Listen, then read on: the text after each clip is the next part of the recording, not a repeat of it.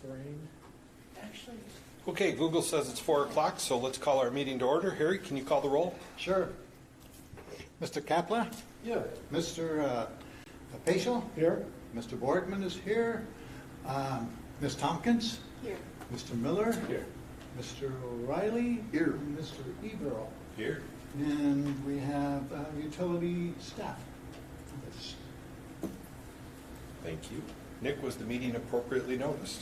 Yes, the meeting notice was posted here at the office and was sent to City Hall and Library for posting. In addition, the meeting notice was sent out to various media outlets. Thank you. Public comment period. At this time, the commission would recognize members of the public. Mr. Cruz? My name is John Adam Cruz. I reside at 806 East 19th Street in Marshfield.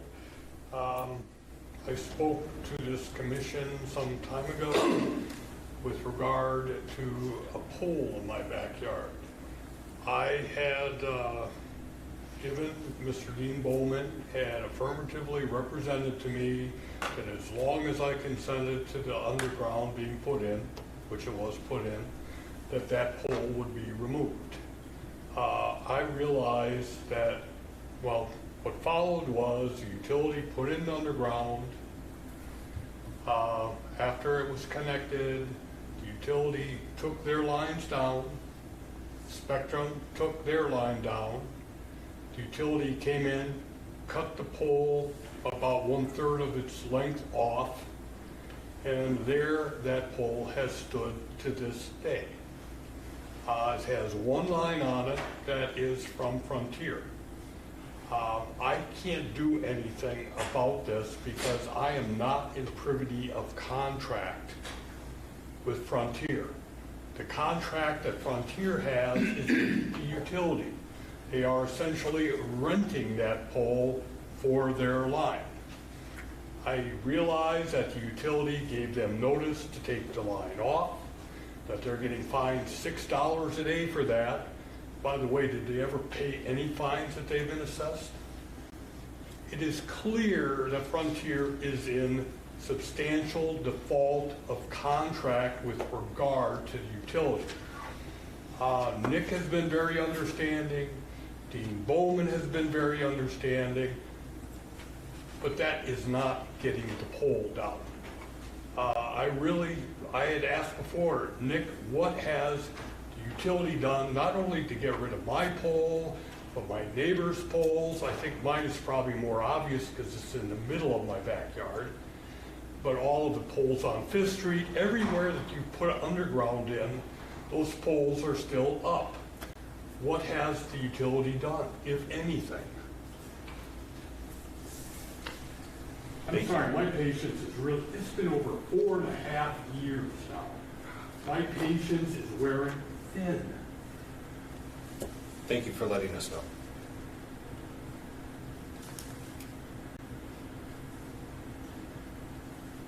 Are there any other members of the public wishing to speak tonight?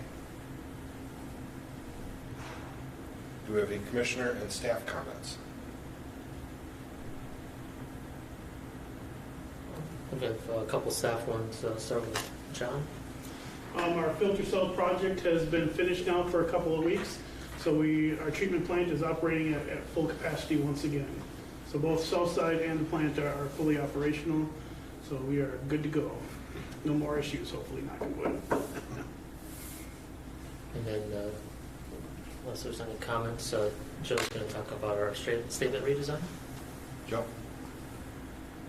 We're excited to finally announce that we're ready to roll out statements at the end of the month. So for cycle 2 at the end of May, we'll be rolling out the redesign statements full color. And inside the statements will be included a bill insert, which has for comment all the customers walk through on how to read your statement. Can I make one more statement? I mean, I really feel like my concerns are being ignored here. I asked the question at the end of my statement, what is utility going to do? We appreciate your statement. And that's but about this it. this is not the place beyond Well, comments. where is the place? And Nick will reach out to you afterwards.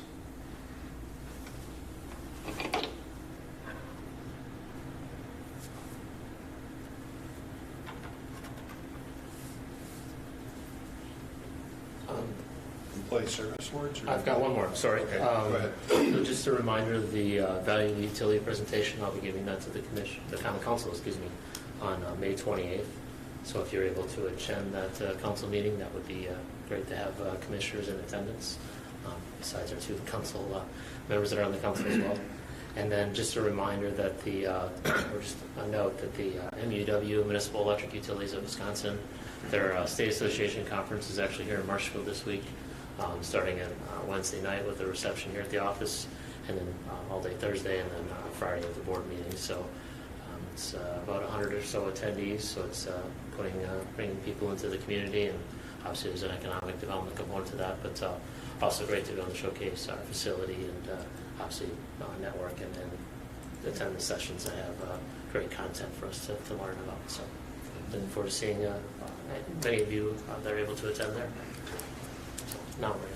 Now you're ready for, okay. Yes. Employee service awards. Yes, so tonight we recognize 2 service awards. First, Andy Gato will be reaching 5 years of service milestone on May 20th.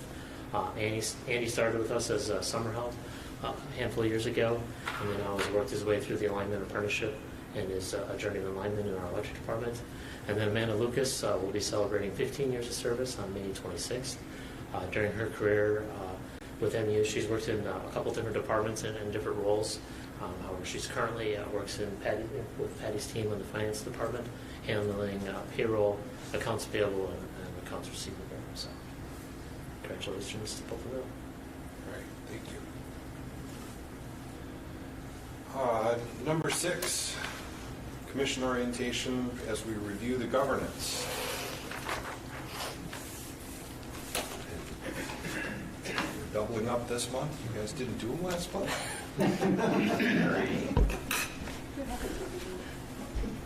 All right, we got a whole bunch of them, so let's rock and roll. Starting with the redlined items, 1080, meetings overview. Is there any further comments on this, or do the red lines look good? They look good. Any questions?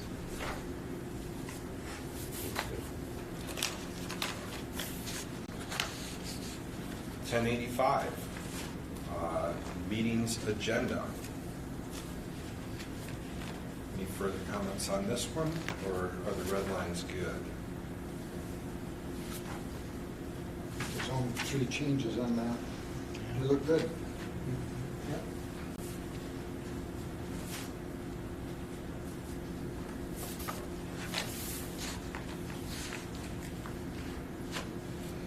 Number 1095, meetings, actions, and decisions.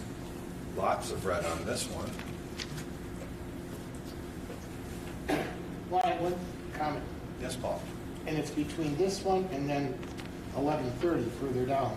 Where it talks about, they both talk about remote meetings, but there's a couple where the language doesn't exactly match. I think 1095 got it right. Well, then, I And think the we other should one, change yeah, 1080. and the other one, Yeah. the 11 or whatever needs to be brought into alignment. Yeah, just so they read the same.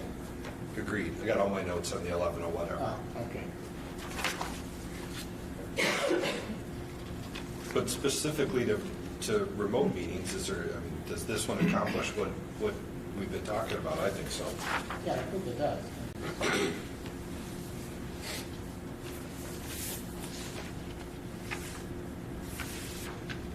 How about 1100 then? You're good with the changes to 1100? A lot of cleanup on these as we adjust to the council members as part of the commission. If you don't mind, if everyone's in agreement to approve those 4, we could knock those The off. red line ones? Yes. I'll make the motion to approve those 4. Harry's got the motion to approve those 4, 1080, 1085, 1095, and 1100. I'll second. Second by Mr. Peschel. Any further discussion of those 4? All in favor? Aye. Opposed? Those 4 pass unanimously. Brings us to 1105, which, as Paul noted, still has some issues. Do you want to start with those, Paul? It was 11:30 that I thought that. Oh, I'm sorry. I got a little carried away then. 11:05. I think just one point to make on this one in general as it relates to Robert's Rules of Order and then how the city meetings typically run. Towards the bottom of page 1, you can see where the president is allowed to participate more openly, if you will. And then obviously it's incumbent on the commissioner that may have a concern to bring that forward, to ask the president to sidestep those duties during that period if they feel there's a concern, if you will. So just something that, and this has all been reviewed by legal prior, but just to note that that's a slightly different from how our other bodies may operate. Any comments on 11:05? 11:10, meetings closed session.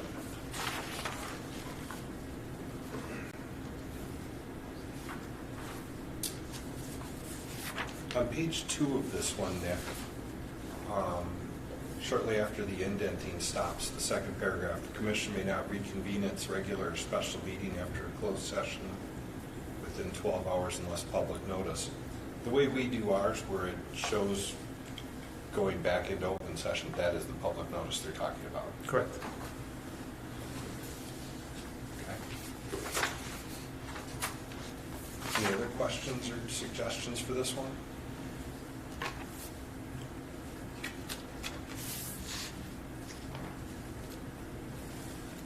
Number 11:30, meetings attendance.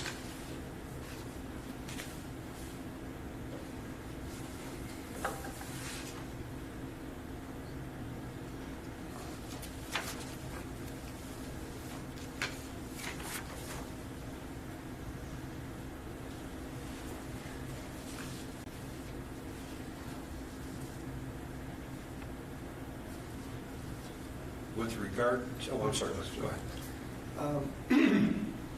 Which page is this? On section 3, number 1 under there, it said a physical quorum must be present. A quorum cannot be established by remote attendance. And that kind of flies in the face of that other one too also, doesn't it? Where if Nick or the president call a meeting or can have a meeting remote, how do you develop a quorum if it says you can't? The last one says that if you attend a regular meeting because you're attending remotely, that your physical presence doesn't qualify toward that. If for health reasons or like COVID, if we decided to have an entirely remote meeting where everybody is remote, then that throws that out. Good question. With regard to section 3 for remote participation, do we want to reword everything to match the previous policy? Or since this is really about attendance, can we simply get to the nub of it, which is section 3 remote participation? You're not absent if you're attending by remote participation. You're just not qualified. You're just not there for the quorum. Good quorum, that's right.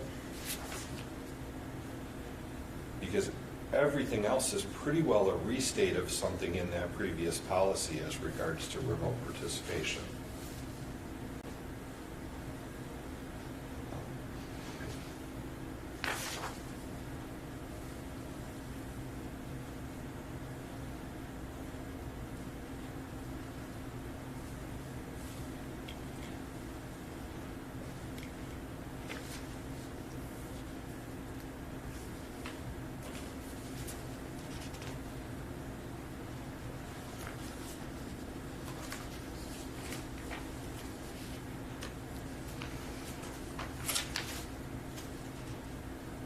Thoughts on that?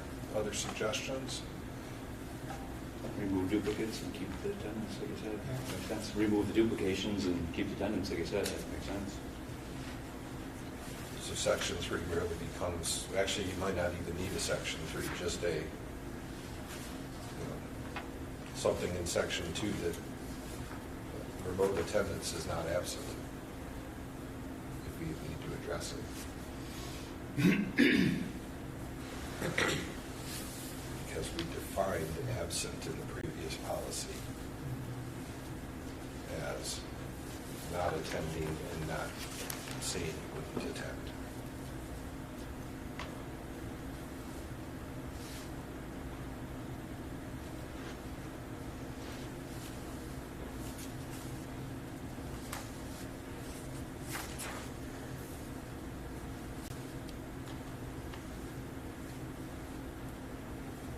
The only thing we still need to leave in there though is, I don't know if it's part of section 3, but the situations like for COVID and that, we need to keep that, I think, because that's not addressed in the other. I think from there on down, you could leave in, including the last line, see the other policy. Yeah, that makes sense. Is there any, in section 3, number 4, that talks about the number of times participating remotely? It says that in the remote participation Does one it say? also. Okay, I don't have these memorized quite yet, so. So yeah, I didn't see anything in the section 3 that wasn't in the other policy. Okay.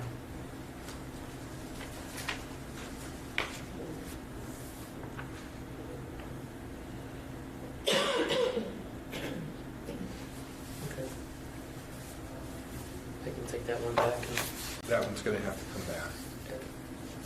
So are you seeing moving that bottom section for similar to related COVID-19 outbreaks, to move that one up then, or to keep it there? So from starting with situations, he's suggesting to leave that from there to the end in the policy. Yeah. Okay.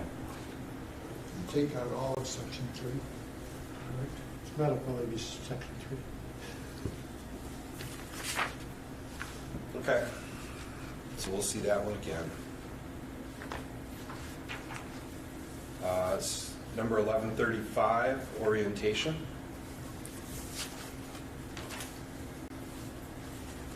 Any suggestions for this one?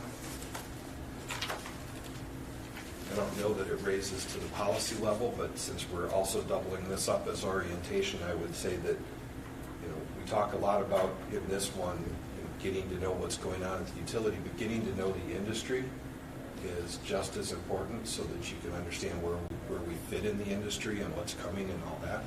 And so I would heavily recommend participation in the GLUE, Great Lakes Utilities, the MEUW that's coming this week, and even the APPA national stuff. Tremendous education in all three of those, just both the programming and the opportunity to visit with the other commissioners from around the state.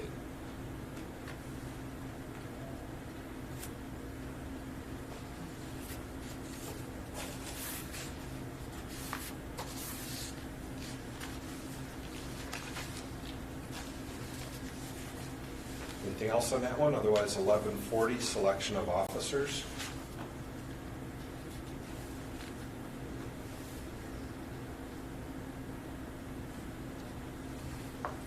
Looks good. And 1142, selection of economic development board appointment.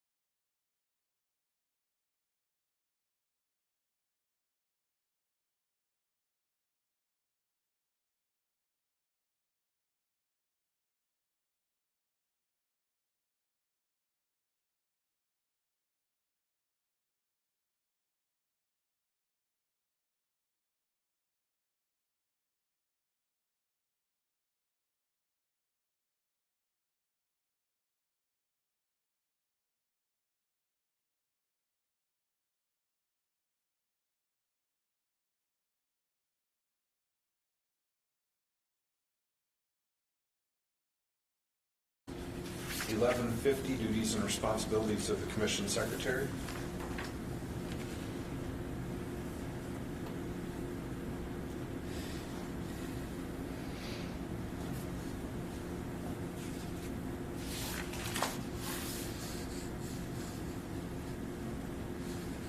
Would anybody like to commend Harry on the job he's been doing and make a lifetime appointment?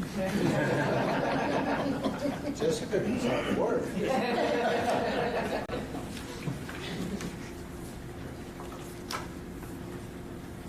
1155, complaints.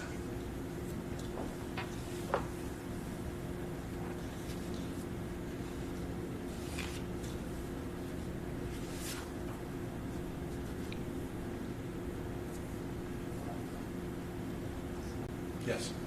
In light of tonight's meeting, if a complaint does come up in public comment, and here there's, sort of a chart diagram of where these complaints will go, since it's been brought up in public comment, is there a way that the commission would then find out how the complaint was resolved?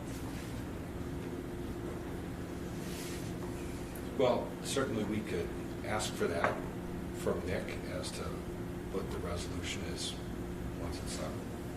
And would that be just something we would call Nick for, or would that be like an agenda item, or how would that work? It says under number 3 that the general manager will report the matter to the commission at the completion of his or her review if appropriate. So, in something like tonight, I think just hey, that one would be appropriate. Especially when it was the second time that. Yes. Yeah. With a substantial time in between. Yes.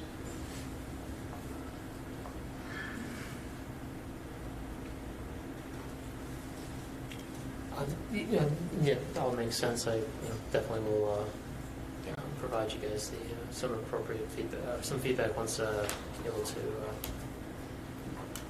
review that situation further. I just wanted to note on the bottom, on Public Service Commission of Wisconsin, that's where I would say, most of the times when we're getting customers or members of the public that aren't happy with a certain situation, and we talk to them and we realize it's going to a point where it doesn't seem like there's a resolution in the near future, we will encourage them to go through the process with the Public Service Commission of Wisconsin. So it's kind of, it's an avenue for them to go to. It's an avenue where the individual can file the complaint. There is a log, basically a case built, and then we also submit all of our information to explain it, and then the PSC, the staff will make a ruling, if you will.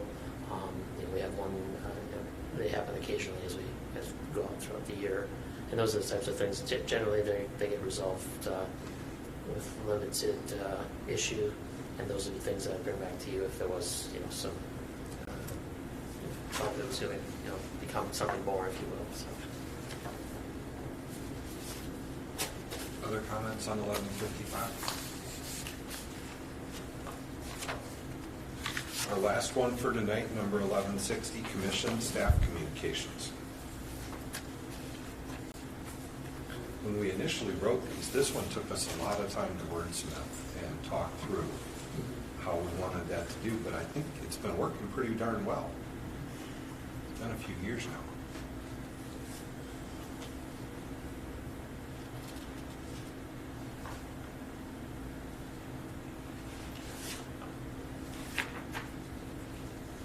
Yeah, and it's obviously, especially the second one where it's talking about communications to staff, that that rolls through the general manager. That's not to limit the commission's abilities. It's more just to ensure that you're not circumventing the general managers and making sure they're all part of the process of the situation.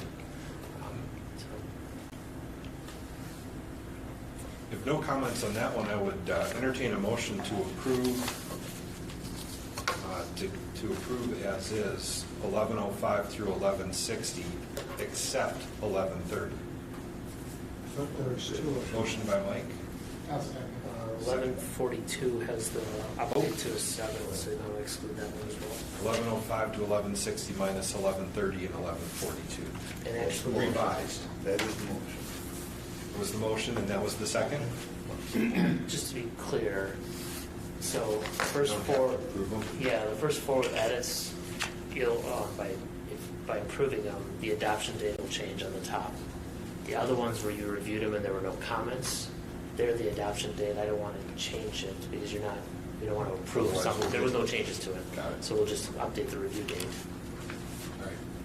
So your motion's going to die, but thanks for making it. Oh, there you go. All right, so there was consensus to move forward on those. We'll have two of them come back. Correct. All right. After that riveting conversation. Number 7, strategic plan discussion. Yes, so the current strategic plan timeline runs through the end of this year. That plan was put together for 22 through 24. So we're at the point where we need to start making steps on updating the plan for future years. So this agenda item is meant to get feedback from the commission on how we'd like to move forward with updating of the plan. As noted, the updating process can take many different forms, being staff to a third party, and obviously varying cost ranges based on the route that you'd like to take. So hoping that, looking for feedback from all of you. Who's got some comments on this? Or thoughts? I'm holding. On the strategic plan process? Go ahead. No, I don't have comments on the process. Okay. I just have a question. This was it, when was the last time it was developed new, not just updated? Do you know that?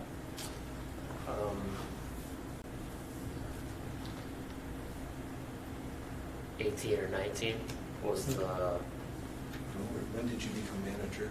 in 18, so I think. So it was shortly before that. Well, we kind of took a new swing at it when I took over in this role.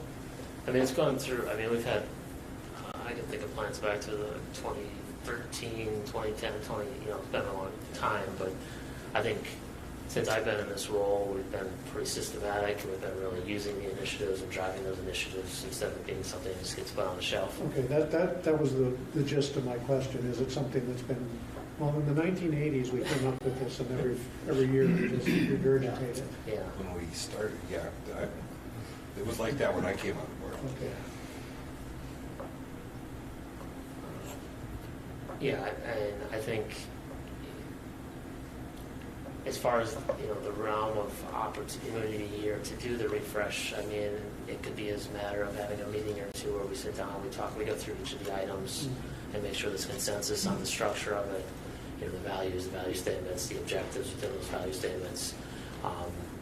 Just try to, I guess, thinking big picture here in the process, like once the mission, vision, the value statements and objectives, that's really what the commission kind of focuses on.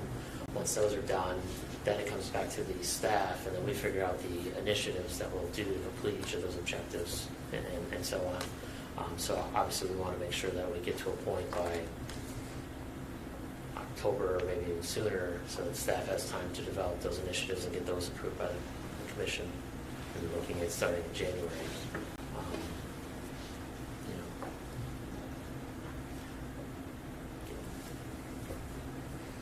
Yes. So if the staff are the ones, it's almost like the commission does the big titles of these colors, Yeah. and then the staff figures out ways to actually meet those initiatives. Right. Do you feel like any of these areas, it would be helpful for staff to have a consultant come in to give them updated ways to meet initiatives, things like Well, let me answer this by kind of going back in time a little bit. So when I started in this role, what we did was we started with about, I don't remember the exact numbers, but about 100 initiatives. And we actually started at the bottom and worked our way up with development of the plan. And a lot of those were low-hanging fruit, things that have been on the radar for a while.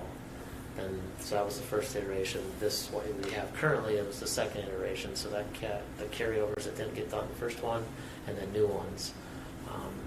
As we look to the next one, there'll be some of that that'll get carried forward, but I'm also hopeful that two things. One, we can reduce the list because we had way too many initiatives for us as a staff to actually complete, and also trying to move the needle in a strategic, more strategic as far as some of those initiatives go, more than just completing tasks at X, Y, Z, actually getting momentum to something bigger. So, but yeah, to your question, I've been noodling on it. While I like having consultants come in sometimes, I'm not sure. They'll ask questions, and I think we're talented enough to ask questions and help us brainstorm and kind of come up with different ideas. But ultimately, if the commission would desire a third party to come in, that's a route we can take too. Didn't we, on our initial 4 or 5 years ago, have Hometown Solutions come in and develop the strategic plan initiative? Yeah, we had. That was, what, 5 years ago? Something like that? Yeah, we've had them come in. I think they came into that one, and they might have been the one previous to that one. Yeah. So, and then I think there's been other local resources and planning. So we have used Yeah. consultants in this. Yeah. Generally, I'm going to comment, then it's going to be Paul, and then, but I think we've used consultants kind of every other general pattern kind of a thing. Paul, go ahead. You've got another tool for this year, and that you have the KPIs that you develop. And those KPIs can fit into your initiatives and help you drive what is key to success. So don't be afraid to use those as well. That's a good point. Also validates whether you have the right KPIs. Yes, and you hopefully don't end up with 20 more when you get a couple of focus. Because I've seen that happen. Ms. Tompkins? So these 4, 5 categories are, I mean, they seem to be working very well. I see from the utilities all of these being utilized and worked on. Are there any categories that people have said, hey, we need a new category? Has that ever come up where you feel like you've got a hole that needs to be put in? Look at this team. Put on the spot. Because if not, I'm sorry, you answer. Oh no, not specifically. I mean, I think, we were talking before about today being better than next day. I look at what we do as continuous improvement. We're always, obviously the market, everything, customer requirements, customer needs, everything continues to change. So we just need to continue to be doing that. So I can't say that there's one particular item that says, yeah, we should really need to tweak this. I think they all fit within those buckets in some capacity. So, yeah. Because I'm just speaking for myself as a commissioner. I think these are 5 great. They cover a lot of areas, and I don't see any need to change that. I think it more would fall on you and staff to say what's coming below that and what do we need to do. Yeah. Other comments? I actually may take a slightly different approach. I think there's value at the board level in every couple of years, even if we don't initially think that there's a direction change needed, there's value in setting aside time and having actual discussion and questioning what we've got in those documents as part of the culture and the long-term operation of the board. Because as people rotate off and as people rotate on, what we don't want to lose is the why what's on those pieces of paper is there. And the only way to get that to live is for everybody to kind of touch it every couple of years and talk through it and test it. Does that need a consultant? No, it doesn't necessarily need a consultant, but I think there needs to be some discussion.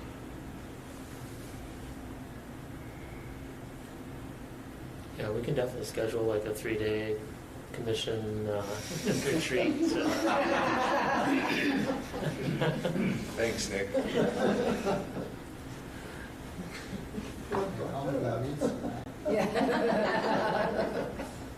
Wait a minute, I'm gonna jump right on that. I think the MEUW here 3 days this week, we'll just do it at the same time. Yeah, sure. Yes. I don't know if Nick mentioned that initially, just picking each one and going through it at a couple different meetings and just discussing each topic. That seems fitting. So I'm hearing a couple things. I'm hearing nobody's jumping at, there's massive changes needed.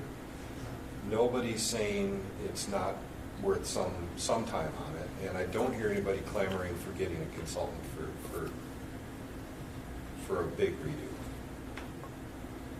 So if I turn that around, there's consensus to have some time on it amongst ourselves. Okay. So I guess, kind of piggybacking Nate's comments, I can look ahead to the next couple commission meeting agendas and kind of get a sense if it's going to be lighter agendas or more heavy. And then if it's lighter, maybe we incorporate a piece of the strategic plan for each one. And if I think it's heavy, then maybe look to schedule a special meeting, or we just take a couple hours, if you will, or less, and run through it. Sounds good. All right, moving on, number 8, the municipal code section 1436.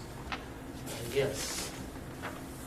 So recently it was determined that the City Municipal Code Section 1436, which establishes the Utility Commission, needs to be updated as it relates to compensation of commission members who serve on the Common Council.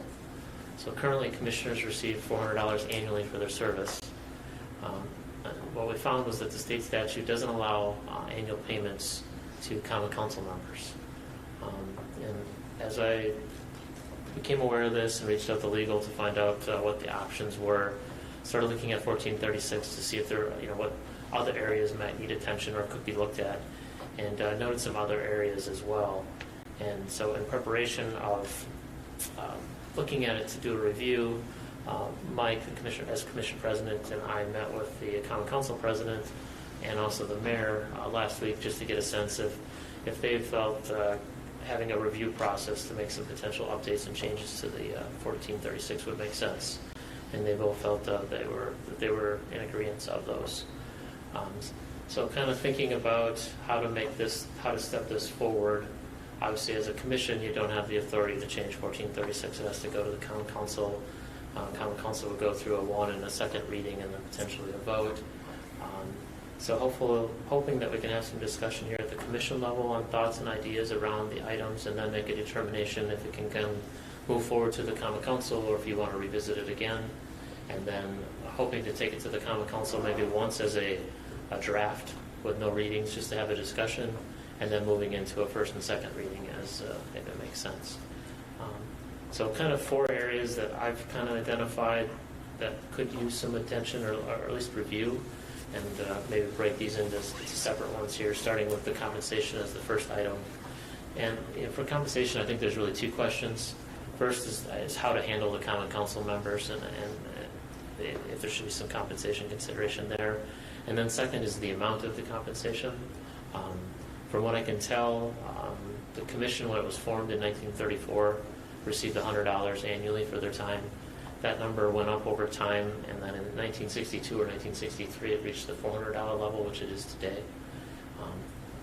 So really looking for your feedback on what your thoughts are. And again, you don't get to make the decision, ultimately it goes to the council, but just to get some ideas and how to maybe present it to the council. So to clarify something you said, Yeah, you said sure. Common Council members can't be compensated. Yes. Can't be compensated if it's done on an annual basis, but if it's on a per meeting, Yeah. as long as that's consistent across everything. Yeah, thank you for that. Yeah. And you provided some comparisons. Yeah. And I did provide, like I said in the memo, did find the 4, we're considered part of the 5 largest electric utilities in the state. So provide comparables from those other 4 just to give you a reference point. Obviously, just like anything, we can go in any direction we'd like, but just to give you some level set as far as what others are doing. What were initial thoughts when you read this? Nate? initial thought was the purchasing power of $400 in 1962 compared to now. 62 years without a raise. Yeah. It's better than that one. It was $4,000 would be the equivalent apparently. But Wow. Yeah. So that's where we should be at. So do we agree that's too much? Probably. I would say, yeah, I think so. But the per diem makes sense. I mean, otherwise the option would be they wouldn't, it would create two separate classes of members, I would think. Yeah, it's pretty clear, it's either zero for everybody, or you switch to per diem. Yeah. If you switch to per diem, then you have other questions you have to decide and discuss, like, what's a day of service? Is it just a meeting, or if you attend some other event, like a GLU event or an MEUW event, is that a per diem? Yeah. And are you here in person or are you virtual? Are you here for the whole meeting or did you miss half the meeting? And then I think the other piece that gets a little tricky is that from a council member's perspective, if they are receiving a per diem, now are you creating an incentive for all 10 of them to want to be on this body? Because they're not being compensated on other bodies. Yes. Yeah, that's what I was going to ask.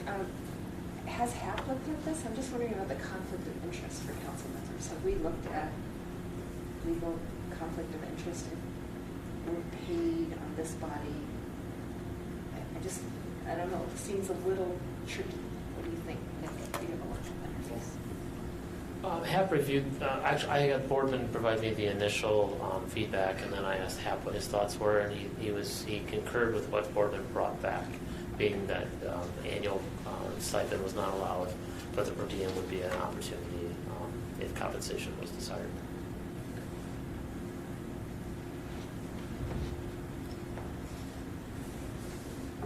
Since I'm staff, I guess I get to give my opinion, right? So. I think that at the end of the day, when you were appointed as commissioners and we told you that there was $400, a lot of you were surprised because you're not doing this for the money.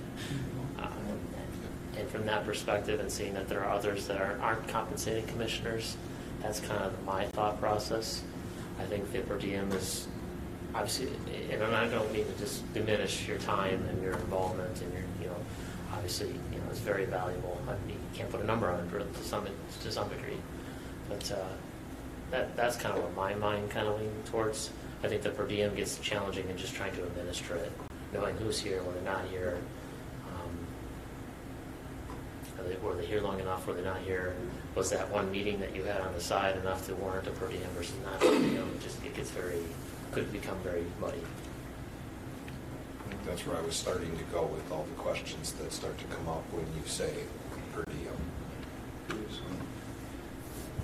Is there a requirement for council members to have the same as commissioners, or can we just step away from any? Yeah, I believe, my understanding is that, it could be written such that the members of the commission that are council members will receive $0, and the remainder could maintain the current compensation. So that would be another option. That's the easiest route to go, to be honest. Yeah, it doesn't make any changes, so, clarifies the issue.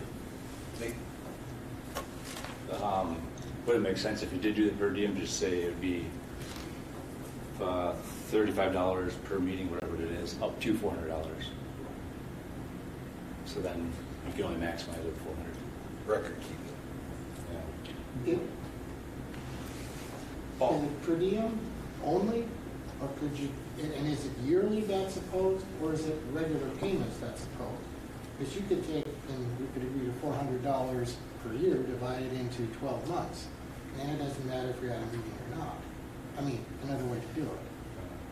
That's not per diem as such, but it is an equal pay. Yeah. I don't have an answer to that, other than they said per diem was With the other option, huh? the other option. Yes? I think it would be cleaner just not to have council members reimbursed, because we are already reimbursed and we are assigned different committees. Otherwise, it might be seen as sort of, we have two masters, if at some point we need to make a decision. But you do already, I mean, that exists. Yeah, it's just harder when both are paid, you know? Well, from that perspective, I want the utility to pay so we get that loyalty. That's what I was thinking. Which one are you going to be aware of? How much does it cost? Yeah, how much do you get from the city? I think the other thing that's difficult, as far as we sort of touched on it, is the council members can only approve a pay raise for, I think it's the following, so then you have a whole nother level of, are the council members approving the pay raise for the next period, the next election cycle?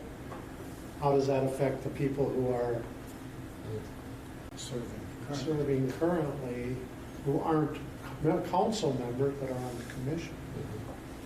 That would be, can we even vote as a council member, or is that a conflict? Would we both have to abstain if we were getting reimbursed?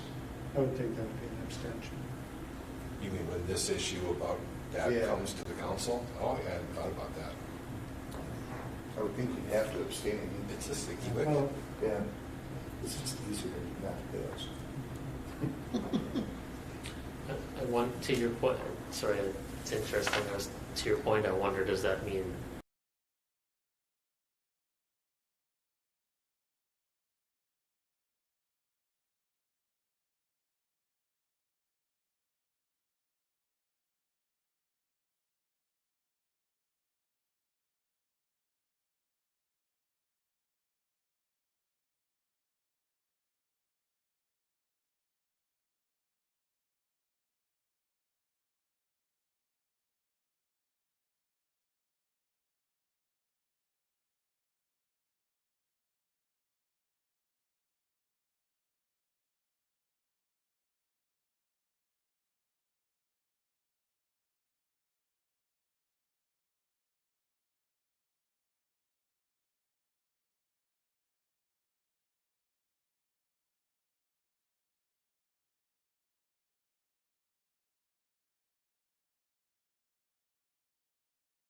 Assumed it was a per meeting or per day type thing. Well, there are some changes. I don't, like I said, I don't even watch it. My wife sees all the money, so. I'm sure nobody on council is doing it for the money either. Yeah, exactly. You're definitely not going to get rich doing it. All right, this is only one of 4 pieces to this. this is probably the most complicated one? Harry, what do you think? I've long felt that $400 per year is ridiculously low. And we see that 3 out of the 5 that are listed, which you say are the biggest utilities, utilities at $1,600, $400 per quarter. That's where we should be at. And we've been at this level for 60 years. There should be some recognition by the utility that the commissioners do perform a job and put in time and should be compensated.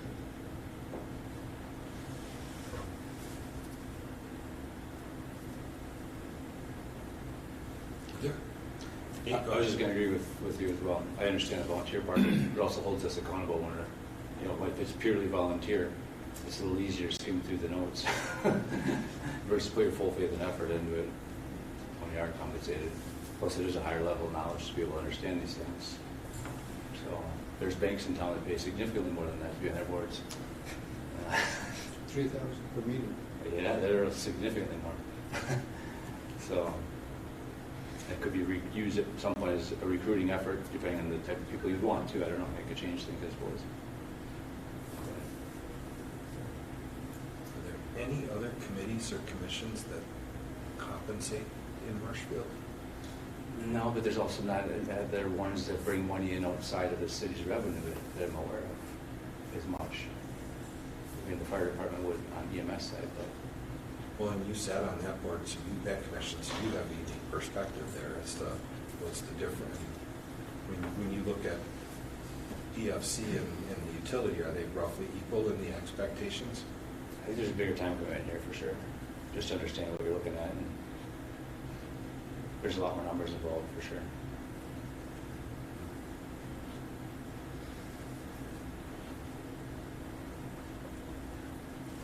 And I'll just mention that I was not talking about no compensation for anybody, it was just the council members that I was referring to, so hope I didn't confuse anyone with that. But Paul, Nick, what do you guys think? I think having a stipend is appropriate. I kind of agree with the two council people. I think there is compensation already on that side because they're serving as council people. In terms of the amount, although I appreciate what Heather's saying, I think where we're at, I mean, granted, a raise every 60 years would be nice. But, you know, let's face it, you know, Kennedy was president the last time you guys got a raise. But I think something in the neighborhood of being close to where we are, but close maybe a little higher, 500 a year, something like that. I mean, I would support Harry if we could, if you want to go ahead, but I really think it's keeping it reasonable. So I think if we're talking about taking this to council, I think not compensating council members is coming out of this clearly. Mm-hmm. Maintaining the existing system seems to be fine, and that some token payment is where everyone's at. But I don't know that we can or even should recommend a number to council for their consideration. Yes? I would definitely say recommend a number because it's been done. You have a precedent for that. I would almost say that, you know, since it's been 1960 since this was looked at, maybe even a small token of appreciating the length of time would be, oh, people get $50 a month for being on the commission. That would be up to $600 for a year. Would probably be a little more appropriate, Just to recognize an increase. it's been a long time. Nick? I didn't weigh in. I was one of the people that was surprised that there was any compensation. I had no idea when I accepted this position that I was going to get paid for it. With that said, there is a difference between this board and other city boards, but because there is a business aspect involved. But I don't know that we should be comparing our pay for pay purposes to what a bank pays, or how many businesses do the board of directors at the Marshfield Clinic get compensated? I mean, you can go on and on developing your comparables for any board that exists. I could live either way with 0 or $4,000 a year. Or anywhere in between, right? All right, I think we got some stuff there. What do you want to take as the second part of this, Nick? So the second item is there's a reference to reports in the ordinance currently. However, it's not very clear what these reports are beyond meeting minutes. So I would hope that these references could either be removed or additional clarity could be provided so that we can ensure that the reports are meeting whatever requirement there is. I think one thing I keep going back to is and we talked about it a little bit, there's a lot of other bodies and groups and organizations within the city, and I'm not aware of any of them really providing any official reports or anything like that, so it's hard to really glean any examples that are the standard, if you will. Obviously, we're providing the minutes, we're providing financial records every month, we're also providing the newsletter, which has updates on each of the departments and things that are going on right now. Is that sufficient, or should it be less or more? So that's just something to just get clarity from the wishes of the council. From our existing council members, when you think of reports from committees or commissions, what are we submitting that should be codified in this ordinance? I think minutes are fine. statements. I agree. I don't think it's unreasonable to expect financial statements either. Do those come to us? Because they come in through the minutes, right? Been part of the minutes. Yeah. It's a separate attachment that I give you each month. It's the same copy you see in the board packet, the commission packet as well. So in the minutes, do the financial statements come through in the minutes, or is it a completely separate document? Yeah, completely separate. But I think those are the only two things that should be reports. And I think instead of saying reports, it should be rewritten to say minutes and financial statements monthly. Though I would say I still like the annual value of the utility. Yeah. So I think if we're suggesting a rewrite, I think number 7 gets rewritten to that, and it just gets dropped off of number 3 entirely. Okay, yep. I was curious on number 3, if anybody knows what the reference to the city engineer services are. Some of that is actually state statute language. And obviously, given the wide breadth of size of utilities and how what resources they have and where they glean them from. Good on that? Yep, good on the second one there. So the third one would be powers, section 5. So it talks about any improvement or capital purchase above $25,000 requires common council approval. Obviously, project costs have gone up quite a bit since, and unfortunately, I do not know when that number was set at that level. It may have been original to the original commission. Originally, it was 5,000, I think, wasn't it? No. That does ring a bell now that you say that. 5,000 some years ago. When I first started, job orders were Job orders, $5,000 had to go to the commission. commission. When I first started, every valve and every 100 job order came to you guys for commission. And I Right. remember the complaint being, because a lot of them would have been emergency approvals. A lot of them were already done before you guys actually got to approve them. So That's what that 5,000 That's when that was number there. changed. So yeah, obviously project costs have gone up over the years. I think, as we saw in the PFOS project, the complexity of that project and how it took multiple meetings before we actually got to a decision, and trying to taking that information and emulate it to the council for them to figure out and understand why a decision was made and then to approve it. It just makes it very difficult. I mean, obviously, we go back and watch the video, but those types of things make it difficult to have such a low threshold. And finally, there is oversight from the common council in the process. If you think about anything that requires borrowing, ultimately is going to go back to the common council for their approval, regardless if it's a state drinking water loan like we just experienced, or if it's traditional borrowing. We still have to go through planning commission, still get permits, all of those steps. We're not exempted from any of that. So those are checkpoints, if you will, in the process.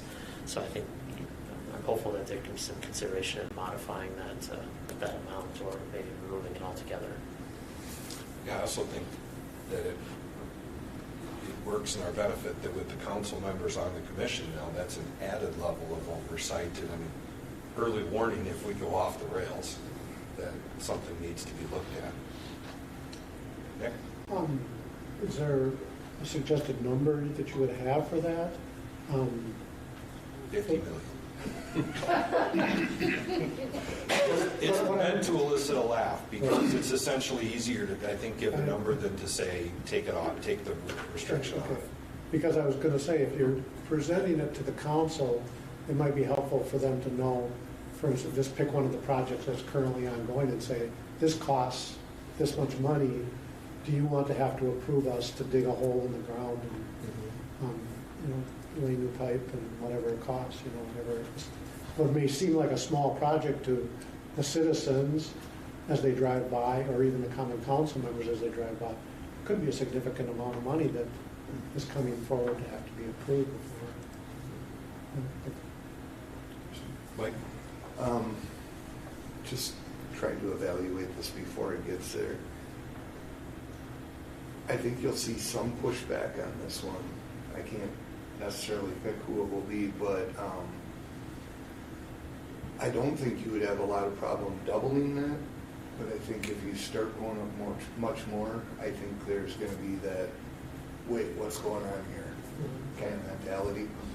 So I guess I just wanted to add that comment in there to be taken into consideration when you kind of come up with an idea on it. Ms. Tompkins? So my understanding, and please correct me if I'm wrong,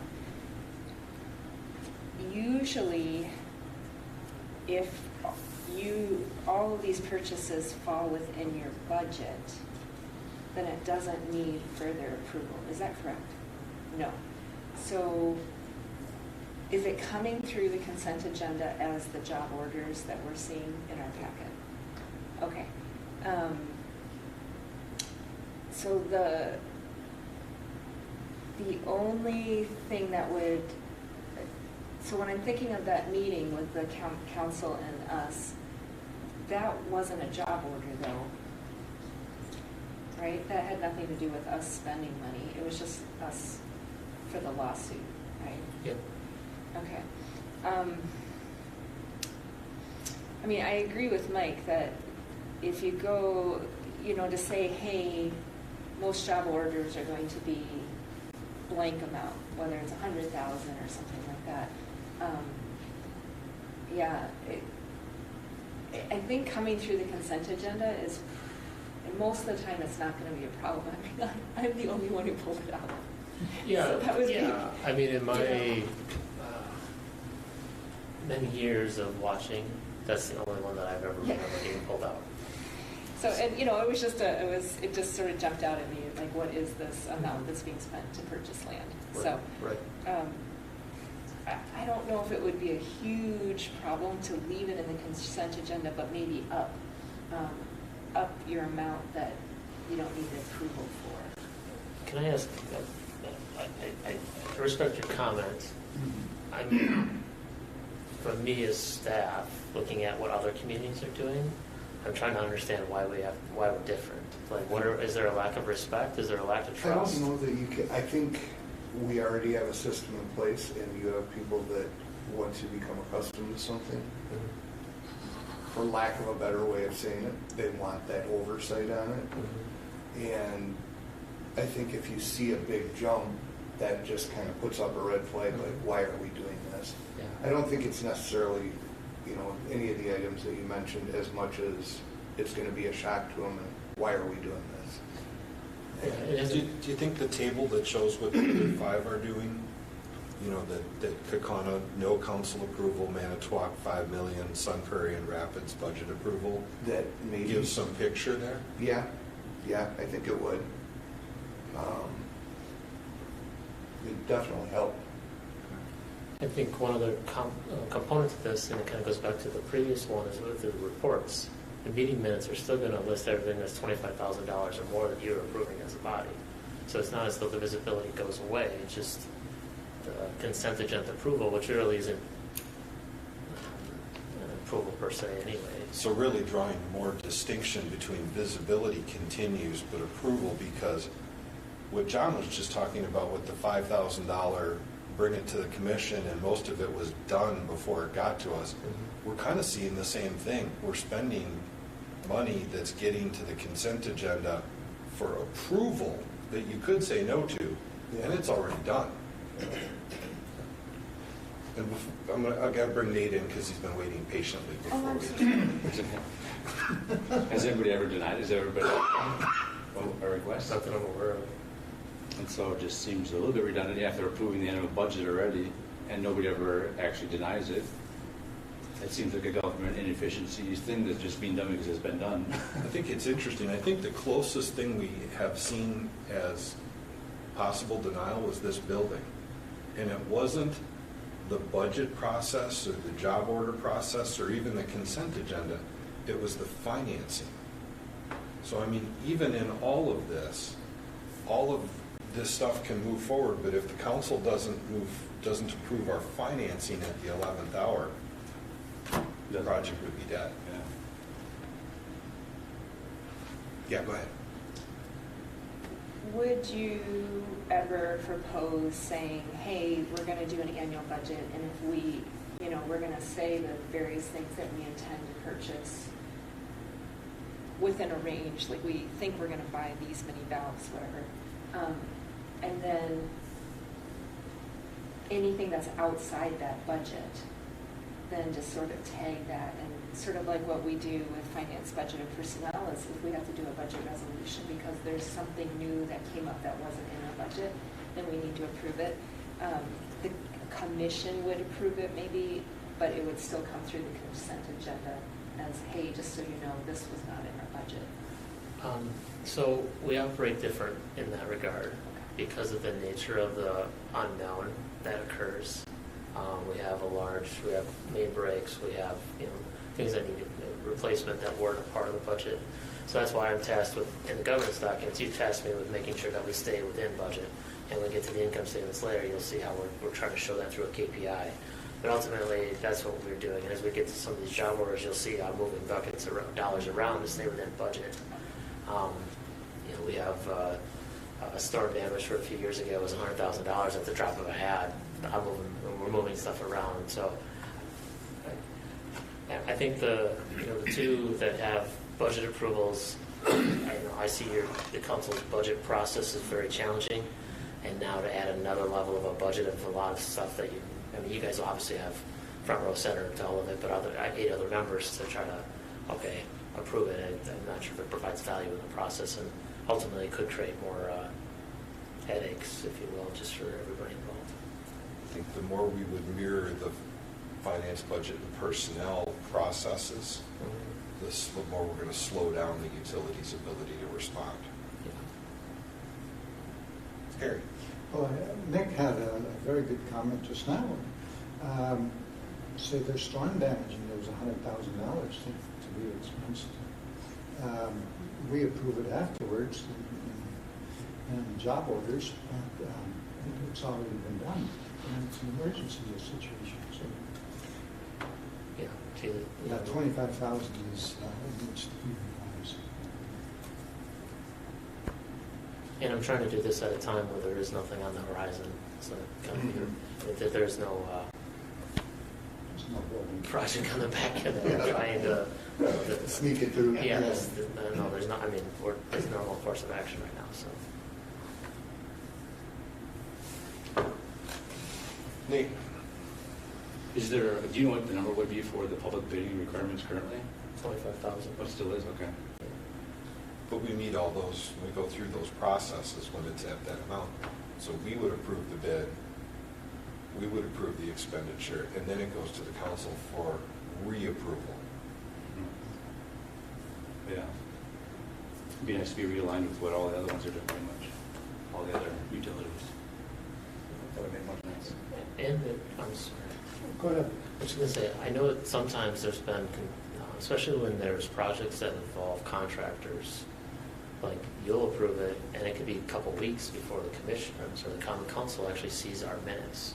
So now we're in limbo until the council has provided that approval, not being able to start a project or finalize contracts, start the process moving. So there is a lag component sometimes. I think the fact of the matter is that people either recognize and implicitly understand or have never thought about it, that $25,000 is nominally just there. Mm-hmm.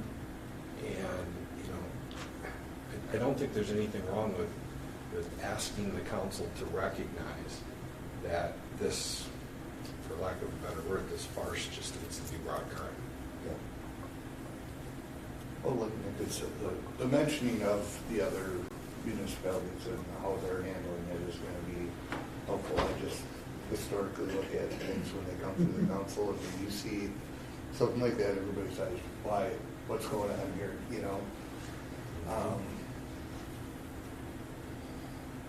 Depends on the week. Tell us which week to go. Yeah. Along with that same line, we don't know when this paragraph was inserted into the ordinance. Over time, there has been some conflict with the council and the commission, and perhaps this was put in there at a time when things weren't going so smoothly, but now we have council members on the commission, and that's part of the reason for that was so that the council had a voice here and weren't just observers. And a higher So- degree of oversight. So yeah. perhaps there's no longer that need for the oversight, triple oversight. Yeah. Yeah, you're right, that's a good point. The state statutes do not include any, that once you've established the commission, then they're given the authority to operate, and there's no restriction in that regard, so that makes sense.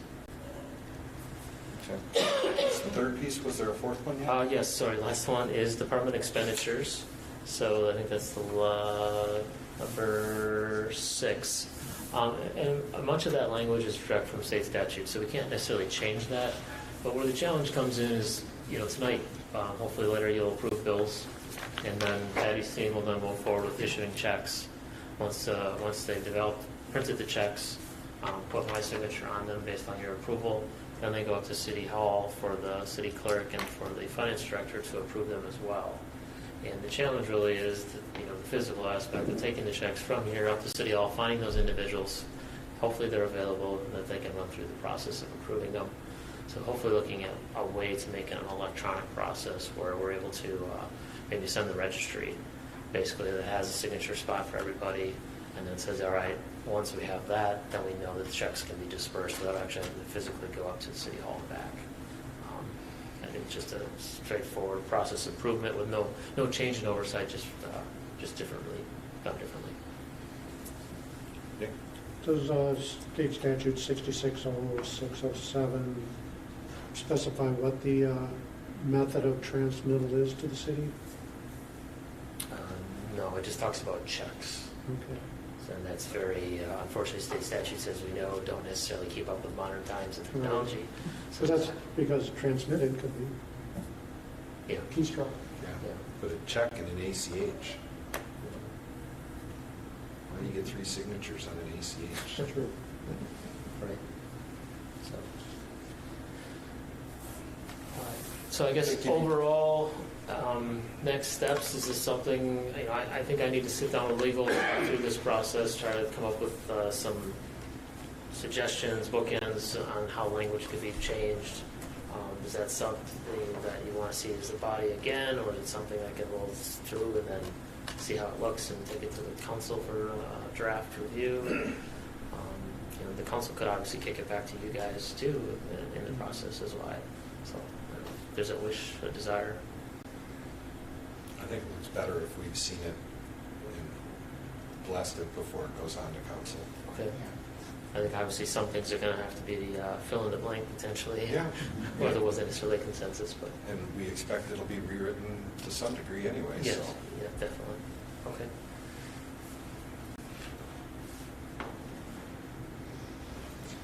All right, moving on, number 9, job orders. Yes, so we have 3 of them tonight for consideration. So first is job order 5900, South Maple Water Main Replacement, from 16th to 21st, and then 25th to Central. This is a City of Marshfield Mill and Overlay project. The estimated cost for this project is $331,259.89. For the budget, we had this one budgeted at $365,000. The next is 5901, which is East 14th Water Main replacement. This is in conjunction with the City of Marshfield complete street reconstruction. This was one that was actually bid out by the city, and our portion from that project, or from that bid, I should say, is $373,749.89. Unfortunately, this one's a little bit over budget. The original budget was $355,000. However, the two of them combined is under budget by almost $15,000. So that's, I was talking before about moving pieces around, modifying, changing it to stay within the parameters. And then, so those are 2 water projects, and then I have a water one, which is job order number 18266, which is Oak Grove underground conversion. This is an area that we've been attacking for a number of years, going through various phases. And this is the, I believe, the last phase, right, Tony? Yeah. Last phase that needs to be completed. This wasn't necessarily on our roadmap to do this year. However, the property owner is doing a bunch of upgrades of services and other equipment, which is basically disrupting all the landscape. So we're taking advantage of the fact that the landscape and everything has already been torn up to come in and finish the project. So the project cost is $64,094. We have a project in the budget for Tamarack and 14th. That's $177,000. What we'll do is we'll modify that project to make sure we stay within budget parameters overall. Is there a motion to approve the job orders? Motion. Wow. Let's see. Paul and Ms. Thompson, got to get everybody on the board. It's like an auction, everyone wants to buy. Wow. Funny how the months where you don't want to spend any money, nobody wants to approve it. Any discussion on those? All in, oh, Nate? Nick, could you just repeat what the MU cost was for 5,900? MU cost was $331,259.89. I put the combined job order number on because there was two different, on your sticky note, there's two different numbers and there was a total. So it says 731,000? It says 705.09. Okay, yeah, I apologize. Yeah, you're right. That's what yep. Okay. Yeah, I put sticky notes in here for my comments to get to you, and unfortunately Jesse grabbed those. So I'm sorry. Yeah. So we cut it in half overnight, so we're good spot. But yeah, we're still within the, like I said, the budget, the capital budget that you guys had approved last November. Okay, so the approval of the job orders is to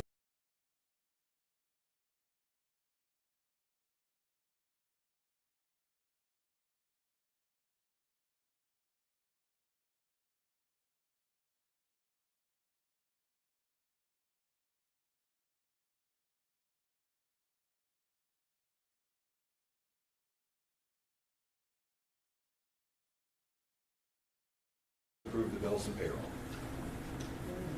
Ms. Tompkins, and second by Nick. Any discussion? All in favor? Aye. Opposed? Motion carries unanimous. Previous meeting minutes from the meeting of April 15th. Is there a motion to approve those? So moved. By Nate. Second. Second by Harry. Any corrections? All in favor? Aye. Opposed? Motion carries. Number 12, financial reports. All right, included this month are the April cash reports and the March financial statements. And then, as Nick had kind of mentioned earlier, we added some KPI coloring to the income statement recaps, just to kind of let you know how we're doing on those KPIs. And then if the numbers are yellow or red, the financial summary will kind of give a recap of the reasoning for not being in the green. Okay, did you have some more you wanted to say on that? I guess just in detail, water and communications, everything was green, so in a solid spot there. On electric, the operating expense is year-to-date, so we're focused on year-to-date, not the monthly ones, just year-to-date. The operating expenses were under budget, which is obviously a good spot to be. The operating income, before taxes and depreciation, and the net operating income, and then the net income are all red, and that's being driven by the reduction in sales. Ultimately, we've had a very moderate season for this year, so that's driven sales down. So then, obviously, less revenue on the front end means less income on the back end. Other things are really good. So yeah, and we welcome comments if this works really good from a process perspective, I think. Speak on Patty's behalf to demonstrate this to you. But if you find it, they like it in a different format or a different way represented, let me know. It's easy and I like it.